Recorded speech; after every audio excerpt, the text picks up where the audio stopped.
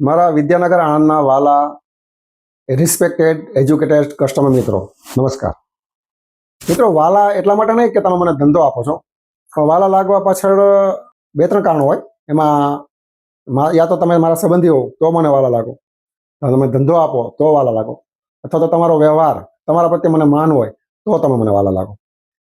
આમાંનું આ ત્રીજું કારણ છે કે જે મને મારા કસ્ટમર મિત્રો વાલો લાગે. અને એટલે જ હું મારા કસ્ટમર મિત્રોને કંઈક નવું સારું ક્વોલિટી, જેન્યુન, રોયલ, રિઝનેબલ અને રિલાયબલ વસ્તુ આપવા માટે પ્રયત્ન કરતો હોઉં છું.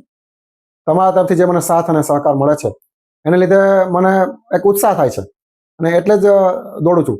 બાકી ધંધો તો થઈ જાય છે એવું નથી. દોડવા પાછળનું કારણ તમારો પ્રેમ છે, તમારી લાગણી છે, અને એને લીધે જ હું આટલી મહેનત કરતો હોઉં છું.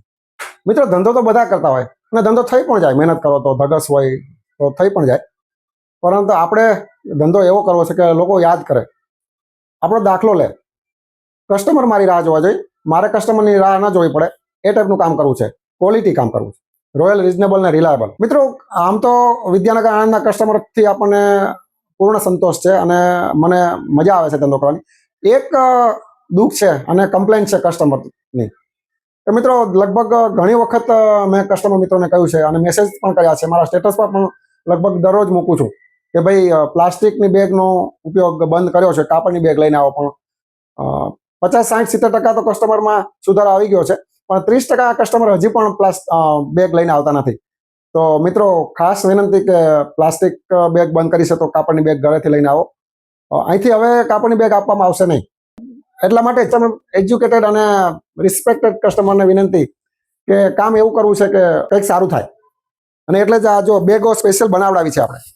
આ 20 રૂપિયાની બેગ છે, એટલે હવેથી કસ્ટમર મિત્રોને પ્લાસ્ટિકની બેગ આપશું નહીં, પણ આ બેગ આપશું. સાથે 20 રૂપિયા ચાર્જ કરવામાં આવશે, પણ સાથે એક કસ્ટમરને આપણે સગવડતા કરી આપીએ કે આ બેગ ફરીથી તમે જ્યારે પણ આપશો, આપણે પૂરા 20 રૂપિયા, ભલે અઠવાડિયા પછી આપો, 10 દિવસ પછી આપો, 15 દિવસ પછી આપો, જ્યારે પણ આપશો, મારી બેગ હશે અને મને પાછી આપશો તો અમે 20 રૂપિયા પૂરેપૂરા પાછા આપશું.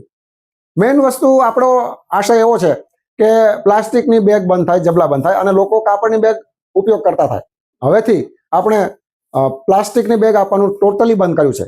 તો સહકાર આપવા ખાસ વિનંતી. ઓકે, થેન્ક યુ, આભાર, જય રામજી કી.